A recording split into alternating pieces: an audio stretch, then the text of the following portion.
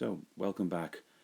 This video shows you a sphere that I made. My brother asked me to make him a black and white sphere that glowed in the dark. I was pretty sure, although he said it was a commission, he would never actually pay me for it. So I wanted to do it on the cheap. So I wasn't gonna spend money on ebony. What I did instead was got some charcoal. This is something I picked up from one of the other videos online. Stabilized it, took about 6 hours to stabilize, left it to settle, made up a nice batch of resin with this liquid glow in the dark that I picked up in some hobby shop. Can't remember which one it was. Actually worked very nicely. I think unlike the powders which can settle, the liquid mixed in very nicely, ending up with a nice resin which I was able to then take, and after I'd baked the charcoal, got that into my favourite plastic vessel. Just place those pieces in there. Just see if you can get the sort of lump charcoal that's actual real wood, rather than the briquettes, which is what my wife brought home for me. Lowe's sold these. Actually, they worked out very nicely. So I laid them into the plastic pipe that I use. You pour the resin over there, swirled it around a little bit. I was aware that I could get spaces in there, although because the resin's opaque, you're not really going to be seeing any bubbles that aren't on the surface. But I took my time, just tried to make sure that I got the resin around all sides, and then really just fill that up with the charcoal. You can see by my hands the charcoal actually stabilized really nicely and turned out to be very clean. So drop that into the pressure pot. Got that nicely baked and set overnight. It came out very nicely. Actually came out of the plastic.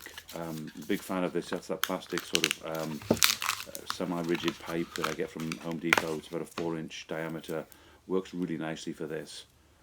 Anyway, mounted it up on the lathe, and I had seen someone do this on YouTube, as I said, so I was prepared for how filthy this was. My tip would be take off any expensive watches and things, because as you can see, just cleaning out the end, it just created so much dust. But it was quite good fun, and that's actually with a fan running and my vacuum running.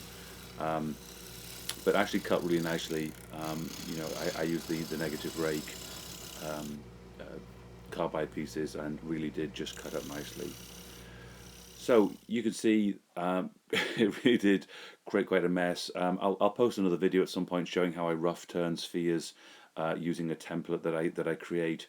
So I got this rough turned, then turned to the Easy Sphere jig, and again using this with the new carbide piece that they've produced, and then I've bought this negative rake carbide piece.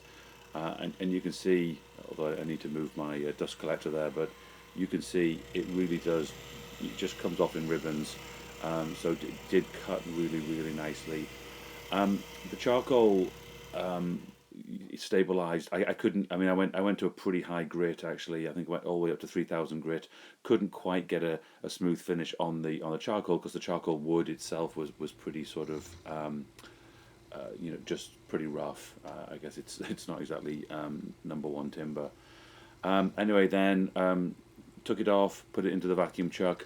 The crystal coat's there, not as a sort of commercial, but just to remind me, I did have to coat it with crystal coat just to actually just to get enough of sort of a nice smooth finish, so that it would actually go into the vacuum chuck nicely.